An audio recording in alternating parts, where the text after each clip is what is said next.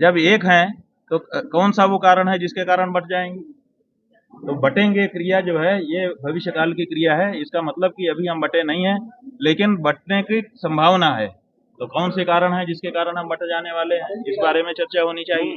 और दूसरी बात ये है कि आप अगर एकता करना चाहते हो तो एकता करने का फार्मूला क्या है, कैसे एकता होगी? तो हम ये फार्मूला दे रहे हैं कि गाय को राष्ट्रमाता घोषित करो, गौ हत्या को अपराध घोषित करो। गाय माता है ये जब पूरे देश को पता चल जाएगा तो हमारी भी, हर देशवासी कहेगा गाय हमारी माता है। तो जब हमारी भी माता वही है जो अगले की माता है, तो जब दोनों की माता एक है तो दोनों भाई हो जाएंगे, दोनों बहन हो जाएंगे। तो भाई भाई में एकता होती है, भाईचारा इसी को कहते हैं।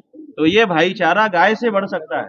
इसलिए अगर भारत को एक रखना है तो गाय के बारे में राष्ट्रमाता शब्द का उद्घोष करना होगा। तो माना जाए कि भारतीय जनता पार्टी है वो समाज को बांटने का काम कर रही है। भाई अब बांटने की संभावना वही दिखा रहे हैं ना, कह रहे हैं बटेंगे तो ना, तो बटेंगे इसका मतलब अभी एक है, बटने की संभावना है। तुमको कैसे पता चल रहा है कि बट जाएंगे हम? कौन से वो कारण है? उन कारणों को तो जनता के सामने रखो। इन कारणों से हमको लगता है कि हम बट जाएंगे। महाराज जी, पिछले दिनों ब्रज के संत और ब्रजवासी एकत्रित को लेकर के आवाज उठाई।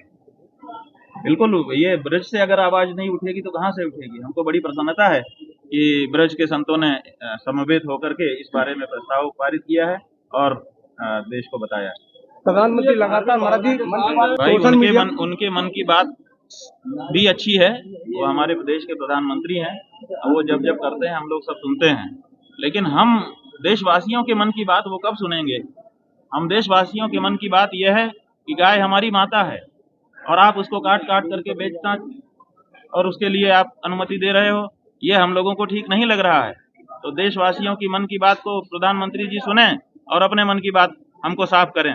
उनके दो चित्र हम लोगों के सामने आए हैं। एक, उनके घर में आप लोगों के माध्यम से हमको पता चला है कि उनके पूजा घर में गाय गई है, वहां पर उन्होंने उसको शॉल ओढ़ाया है, वहां पर चुनरी ओढ़ाई है, माला पहनाया है, गोद में लेकर के उसको दुलार रहे हैं, पुचकार रहे हैं। एक चेहरा उनका आपके माध्यम से हमको ये दिखाई दिया है।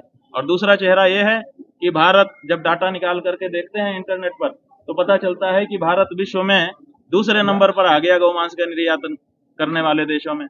तो एक तरफ गौमांस को निर्यात करने का बढ़ावा उनके कार्यकाल में मिल रहा है और एक तरफ गाय की पूजा आरती हो रही है। ये दो तरह के चेहरे नहीं होते हैं किसी का भी चेहरा एक ही हो सकता है। तो हमको अब ये जानना है कि उनका असली चेहरा कौन सा है, वो गाय की पूजा करने वाला कि गौमांस के निर्यात को बढ़ावा देने वाला।